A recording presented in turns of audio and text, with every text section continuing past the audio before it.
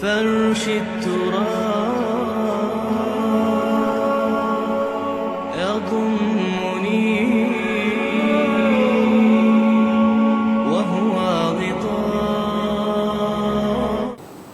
اور سب سے اہم متفق علیہ روایت. متفق علیہ کیا؟ وہ تو حضرت عمر سے بھی مروی ہے، ابن عمر سے بھی مروی ہے، ابن عباس سے بھی مروی ہے، ابو ہریرہ سے بھی مروی ہے، عبداللہ ابن مسعود سے بھی مروی ہے رضی اللہ تعالی عنہ اجمعین. اور یہ وہ حدیث ہے جسے کہا گیا حدیث جبرائیل، جسے ام السنہ بھی کہا گیا. اس میں جو آخری سوال کیا حضرت جبرائیل نے حضور سے، چوتھا، پہلا یہ تھا کہ اسلام کیا ہے مجھے بتائیے، ایمان کیا ہے، اس کی حقیقت کیا ہے یہ مجھے بتائیے، تیسرا احسان کیا ہے یہ بتائیے، چوتھا یہ قیامت کے بارے میں بتائیے کب ہوگی. حضور نے فرمایا کہ اس کے بارے میں جس سے سوال کیا جا رہا ہے وہ اس سے زیادہ نہیں جانتا جو کہ سوال کر رہا ہے. اب اس کے کئی مفہوم ہو سکتے ہیں کہ بہرحال یا تو حضرت، چونکہ بعد میں معلوم ہوا کہ حضور نے پہچانا نہیں کہ یہ جبرائیل ہے، بلکہ جب سوال جواب ہو کر وہ چلا گیا شخص تو اچانک حضور کے ذرا ردو ہو ہی لیا، ذرا بلانا اس کو دوبارہ لانا. اب جو دیکھا کہ وجود ہی نہیں اس کا، آسمان نے اس کو چکھ لیا، زمین نے نگل لیا، کیا ہوا ہے؟ پھر آپ نے یہ جبرائیل تھے جو تمہیں تمہارا دین سکھانے آئے تھے جبکہ تم سوال نہیں کر رہے ہو. یہ بڑے بیسک کوسچن تھے، اس لیے کہ دنیا کے ہمارا نظام اسلام پر ہے، ایمان پر نہیں ہے. اچھا، یہ جو متفق علیہ حدیث ہے جو حضرت جبرائیل کی ہے، اس میں پھر انہوں نے کہا کہ اچھا اگر آپ مجھے یہ کب ہوگی قیامت نہیں بتا سکتے تو اس کی کچھ علامتیں بتائیے. یہ بڑی عظیم تھا، کیونکہ یہ تو تمام احادیث کے اندر میں نے عرض کیا نا کہ سب سے زیادہ صحابہ سے منقول ہے. اور آپ نے فرمایا کہ جب لونڈی اپنی مالکہ کو جنے گی اور تم دیکھو گے کہ ننگے بدن، ننگے پیر، بھوکے ننگے بھیڑوں اور بکریوں کو چرانے والے اونچی سے اونچی عمارتیں بنانے میں ایک دوسرے کا مقابلہ کریں. اذا تلد الامۃ ربتہا، کیا بات ہے؟ یہ خاص الفاظ کیوں کہے گئے؟ اولاد والدین کے سامنے دب کر رہتی تھی، کبھی سینہ تان کر بات نہیں کرتے تھے. ٹھیک ہے، کوئی بات آپ مان نہیں سکتے، ابا جان یہ بات تو میں نہیں کر سکتا. یا فرض کیجئے کہ وہ آپ کو کسی نیکی سے روک رہے ہیں، کہ دینی کام سے روک رہے ہیں، ابا جان یہ تو میں نہیں کروں گا، یہ تو دین کا فرض ہے. یہ کہیں آپ، اور ڈٹ کر کہیں اور جمیں اس پر، لیکن یہ کہ کوئی سرکشی کا انداز نہ ہو. ایسا نہ ہو کہ اپنے جناب سینے کو تان کر کے کھڑے ہو جائے، میں نہیں کروں گا، یہ نہیں، یہ غلط ہو جائے. اچھا، اولاد میں بیٹی جو ہوتی تھی وہ زیادہ سبارڈینیٹ، سبمسو، بات ماننے والی، کہیں بھی سر اونچا نہ کرنے والی. اور آخری دور میں کیا ہوگا؟ بیٹیوں سے مائیں ڈریں گی، انہیں ٹوک نہیں سکتی کسی بات پر، پتہ نہیں کیا بک دے، کیا بکواس کر دے. یہ تو ہمارے یہاں ہو گیا ہے، باہر کیا ہے وہ تو آپ یہ بھی نہیں پوچھ سکتے. آپ کی 13 برس کی لڑکی آئی ہے رات کو 1 بجے، نہیں پوچھ سکتے کہاں رہی ہو، یہ رات کہاں گزاری، پوچھ ہی نہیں سکتے. یہ پوچھنا بھی جرم ہے. اپنے چھوٹے بچے کو آپ نے ایک تھپڑ مار دیا، تہذیب ہے، سکھانا ہے، غلط کام کیا ہے، اس کی سرزنش ہو رہی ہے، فوراً وہ اگر ایک فون کر دے گا پولیس آئے گی، بچے کو لے جائے گی، اسے لا کر کہیں اور جو ہے ڈپازٹ کرے گی اور آپ پر مقدمہ چلے گا، آپ کو اس کی سزا بھگتنی ہے. ظاہر بات ہے کہ پھر وہاں سرکشی کا کیا عالم ہوگا. پھر اولاد کہاں سر جھکائے گی، کس درجے میں جھکائے گی؟ اس کی تربیت عثمانی ہوئی نہیں. تو ان تلد الامۃ ربتہا، گویا کہ ماں، بیٹی کے نزدیک ماں جو ہے وہ ایسی ہو جائے گی جیسے لونڈی. گویا کہ لونڈی نے ایک اپنی مالکہ کو جنم دیا ہے، بیٹی مالکہ بن جائے گی اور ماں جو ہے لونڈی بن جائے گی. اور دولت کی ریل پیل کا ابھرتا دکان، یہ جو بھوکے ننگے اور مفلس، کیا حال تھا 100 برس پہلے، انہیں کھانے کو کچھ نہیں ملتا تھا. یہ مشرقی ساحل پر تھے، یہ سوائے یہ کہ مچھلیاں پکڑ لی، اللہ خیر اللہ وہ کھا لی، یا کہیں ان کو بیچ دیا، کوئی بنڈی لگ گئی، بنڈی لگ جاتی تھی وہاں. اور کیا تھا؟ اور مغربی ساحل پہ کیا ہوتا تھا؟ ساری ان کی معیشت حج کے گرد گھومتی تھی. حاجی آئے ہیں، خریداریاں کر رہے ہیں، اور آپ کو معلوم ہے پوری دنیا سے مال پہلے بھی پہنچتا تھا وہاں. آپ کو جو ہے ہر ملک کے ہر کونے کا پھل وہاں مل جائے گا آج بھی.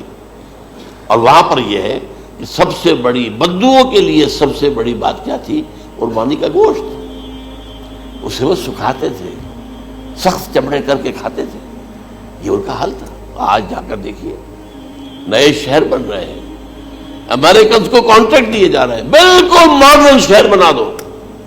ایک ایبسلیوٹلی ماڈرن شہر جو ہے وہ جو مشرقی ساحل کے اوپر جو پہلے سے آرام کو سٹی ہے, امریکن سٹی ہو, اس کے اندر کوئی سعودی بھی داخل نہیں ہو سکتا سوائے جس کے پاس اس سٹی کی طرف سے لائسنس نہ ہو. اور اس کی چار دیواری کے اندر, چار دیواری کیا فصیل کے اندر کہی ہے, جو چاہو کرو, کوئی تم پر پابندی نہیں. ننگے نہاؤ, تالاب ہے نہا رہے, ننگی عورتیں ننگی مرد نہا رہے, کوئی پوچھنے والا. اب اسی قسم کا ایک سٹی آباد ہونا جا رہا ہے مغربی ساحل پر, جدہ اور ینگو کے درمیان. اور اس میں اصل میں جتنی بھی دولت ہے جو پیٹرول کی ہے وہ وہیں پر رکھ لی جاتی ہے امریکہ کے اندر, تاکہ امریکہ جو ہے ایسے ایسے پروجیکٹ بنا کر جب تمہیں دے گا تو اس میں سے پیسے دے گا, وہ نہیں ملتی ان کو واپس. بہرحال یہ تو ایک میں نے ایک جگہ آپ سے ذکر بھی کیا تھا, دی کنفیشنز آف این اکنامک ہٹ مین. وہ کنفیشنز کی بات جو ہے اگر آپ میں سے کسی کو دلچسپی ہو تو اسے پڑھیں کہ کس طریقے سے 1973 کے آئل امبارگو کے بعد جو شاہ فیصل شہید کے زمانے میں ہوا تھا, پھر جس طریقے سے امریکہ نے ان تمام ممالک کو جکڑ لیا ہے, اس کا پورا جو پروسیس کیا تھا وہ سامنے آتا ہے. بہرحال اس کے بعد آتا ہے علامات کبریٰ کا ذکر, بڑی علامتیں جو کہ بالکل خرق عادت کے انداز میں ہوں گی, جن کا معاملہ جو ہے وہ آپ کے ناپ تول میں نہیں آ سکتا. آپ کی کیمسٹری فزکس اس کا جو ہے وہ نہیں کر سکتی ادراک ہوگا یہ قیامت کی. ان میں نمبر ایک کیا ہے, ایک بہت بڑا دھواں آئے گا, پوری دنیا کو لپیٹے گا. نمبر دو, دجال کا ظہور ہوگا جو اپنی خدائی کا دعویٰ لے کر آئے گا اور بنوائے گا. اس کے ہاتھ میں ہو جائیں گے, قبضے میں ہو جائیں گے سارے ذرائع پیداوار کے. اس کی طرف بھی پہلا قدم اٹھ چکا ہو, ٹرپس کے نام سے معاہدہ ہو چکا ہے.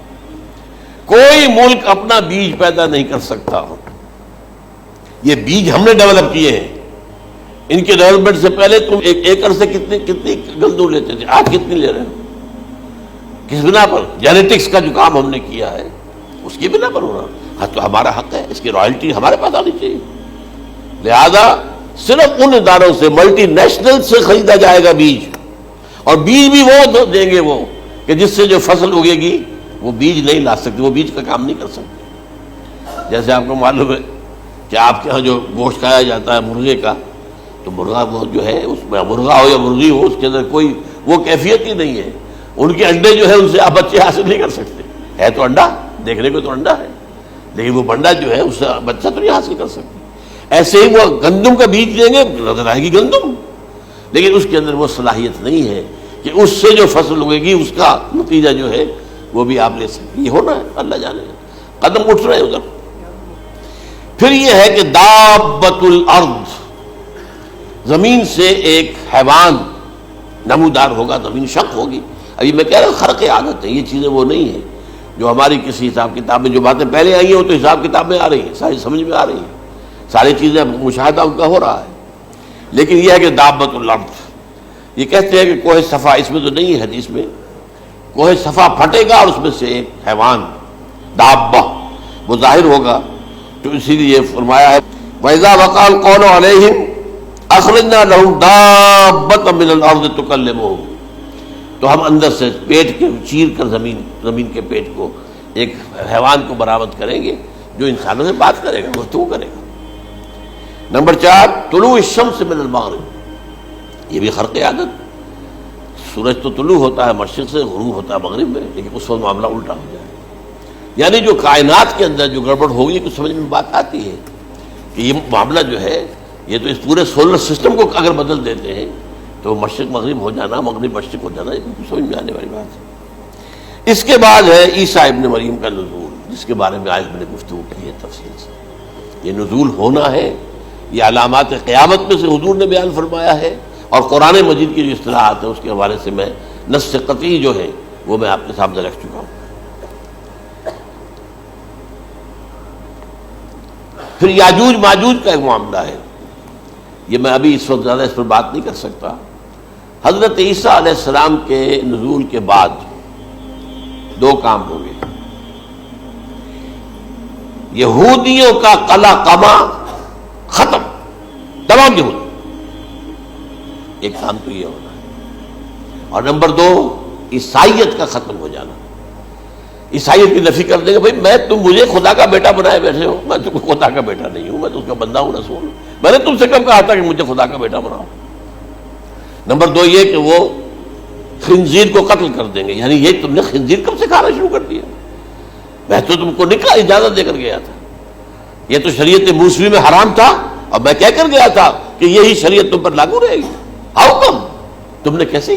آج بھی بہت سے رومن کیتھولکس جو ہے وہ سور نہیں کھاتے، وہ اس میں ہے ان کے اندر کچھ نہ کچھ بات جو ہے جو حضرت عیسیٰ کی تعلیمات کا کچھ اثر ان کے ہاں ہے۔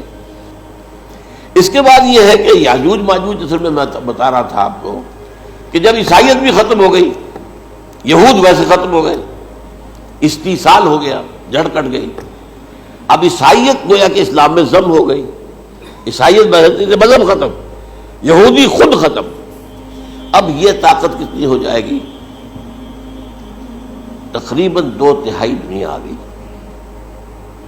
تمام اب عیسائی 2 ارب کے قریب ہے، 1 ارب 90 کروڑ ہو گئے، یا مسلمان بھی 1 کروڑ 50-60 لاکھ ہیں، دونوں کو جوڑ لیجیے کتنے ہو گئے؟ 6 ارب کل آبادی ہے۔ لیکن اس کے بعد آتا ہے یاجوج ماجوج کا خروج۔ یہ یاجوج ماجوج میرے نزدیک چائنا اور رشیا ہے،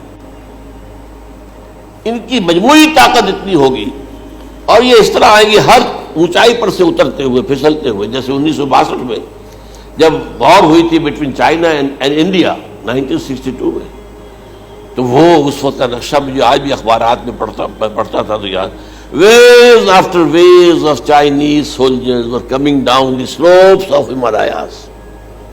یہ تو وہ ہے نا جن کی تعداد کا کوئی حساب نہیں ہے، اور رشیا اور یہ مل کر جو ہے، میرا اندازہ یہ ہے کہ جب پہلے ملحمۃ العظمیٰ ہوگی وہ عیسائیوں اور مسلمانوں کے درمیان، اس وقت یہ دونوں پاورز نیوٹرل رہے گی، لیکن غالباً یہ بات طے کر لیں گی کہ ویپنز آف ورلڈ جو ہے ماس ڈسٹرکشن، یہ استعمال مت کرنا، اگر یہ ویپنز آف ماس ڈسٹرکشن استعمال کرو گے تو ہم میدان میں آ جائیں گے۔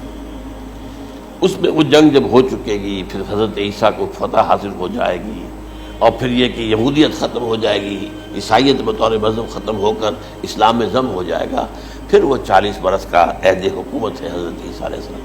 لیکن جب یہ فتح ہو جائے گی ان پر، اب یاجوج ماجوج آئیں گے، اور اتنی تعداد میں آئیں گے کہ بحیرہ طبریہ جو ہے اس کا سارا پانی پی جائے گا۔ یہ تو اگر آپ کو کبھی اندازہ ہو یا کوئی آپ جانیں ان لوگوں کو جو ان چینیوں سے واقف ہیں، وہ کہتے ہیں زمین پر ہلتی ہوئی کوئی چیزوں سے وہ چھوڑی چھوڑ کے کھا جائیں گے، جہاں وہ جاتے ہیں ایز اے لیبرر، وہاں کے جو سارے کتے ہیں ختم، ساری بلیاں ختم، ہر شے، وہ جو سانپ کھاتے ہیں، ہر چیز کھاتے ہیں، اور یہ تمام ایسٹرن کنٹریز کے اندر ہوتا ہے، بڑی ڈیلیشس ڈشز ہیں یہ سانپ وغیرہ وغیرہ، اور یہ جس طرح کھا جائے، پانی پی جائے، ایک قطرہ نہیں رہے گا اس پر۔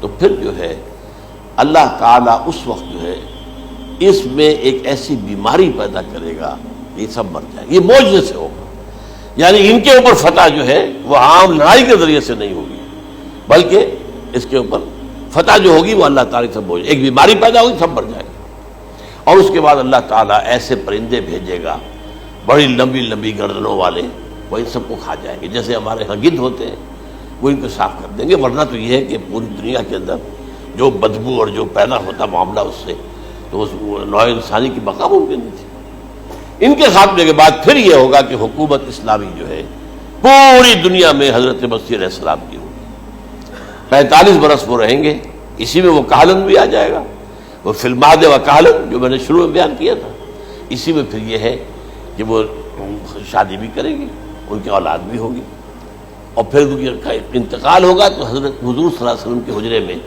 وہیں پر جہاں حضور اور ابو بکر اور عمر رضی اللہ تعالیٰ عنہم دفن ہے، وہیں پہ ان کو دفن کیا جائے گا، اور قیامت کے دن حضور فرماتے ہیں کہ میں اور یہ تینوں ساتھ نکلیں گے۔ تو یہ ہے والات و واقعات۔